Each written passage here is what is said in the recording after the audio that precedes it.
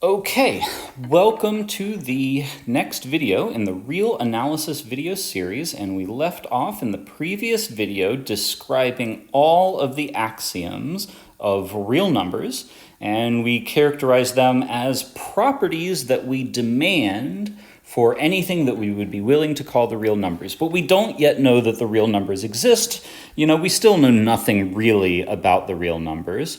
So for all we know, there is some set which satisfies all of these properties, or there is no set. We don't know.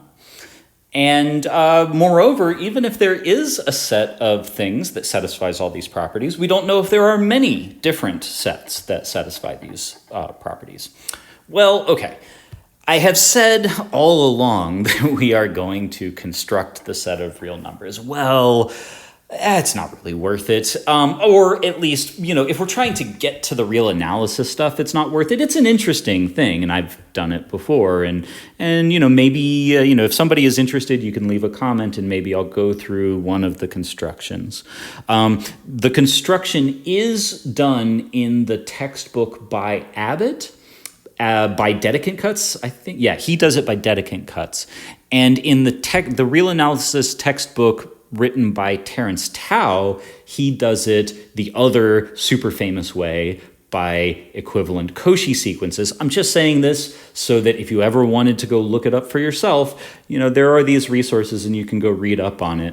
I think most modern mathematicians like the Cauchy sequence way because it sort of makes more intuitive sense, but the Dedekind way, I think, is actually the earlier way, and it has some nice mathematical virtues. Whatever, I'm now rambling. So let's get back to it. So I'm skipping the construction of the real numbers. Just know that there is a construction of the real numbers, and once you go through that construction, you then take that object that you construct and you check that it has all of these properties, and indeed it does. No matter whether you do it the Dedekind way or if you do it the Cauchy way, you get two different sets, you get two different objects in each construction method. But each one satisfies all of these axioms. So those are two different ways of building the real numbers. And so if we just take that for granted, which is what I'm going to do unless anybody requests that I produce one of the constructions, then we're going to just take it for granted that, in fact, there is one, and actually even two, different sets that count as the real numbers. Now, the important thing is, so there are multiple real numbers, right? There are two different sets, each one of them, the real numbers. Well, yes, but the important thing, and this has, right, the book talks about categoricity, and that's what this is kind of about, right? Those two different constructions of the real numbers is a little worrying unless it turns out that they're basically the same, actually, that kind of in a certain way, one of them is exactly the same set as the other one, just with some of the elements relabeled in a certain way, right? So anyway, the formal way of saying what I'm trying to say is that the two sets may actually be isomorphic to each other. And effectively what isomorphic means is that their differences don't matter, right? I'm just going to leave that in a somewhat intuitive phrasing.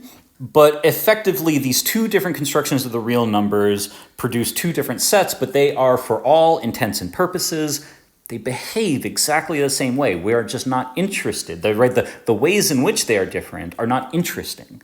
And so whether we're talking about the first one when we talk about the real numbers, or if we're talking about the second one when we're talking about the real numbers, it doesn't matter. Either one would do just as well, so we can just say whatever we say, and whichever one you choose to be your real numbers. It doesn't, right, if anybody else picks a different real numbers, you'll still say all the same things, and so we kind of don't care which one you pick. Okay, so anyway, so all of that is to say that I am skipping the construction process and the proof of categoricity, and we're just, basically going to pretend as if we just know that there exists some set satisfying the real number axioms, right? The complete ordered field axioms. We're just going to assume that it exists, and that's it. And so from there, we will proceed throughout the rest of this class. Okay, on to section 2, right? What, this is chapter 1, section 1, and I guess this is what, like subsection 2 or something like that. But I want to get to an exercise, and here we go, finally. So the first order of business is to use the axioms of the real numbers to prove useful, familiar algebraic facts. So that's what we're going to start with. There is only 1, 0. Oh, crap. This is not an exercise. This is just an outright theorem. So, oh, well, this is a long video. I don't want to make these videos so long. So I will kill it here, and we will pick back up on this, and hopefully it doesn't take too long before... it looks like it takes a pretty long time. Yeah, okay. Well, I wanted to get to exercises faster than this, but I guess I wasn't able to. So, yeah, it's going to be a while until we get to an exercise. Oh, well. Well, let's just do it. So I'm going to end the video here. We'll pick back up on this in the next video, and so I'll see you then.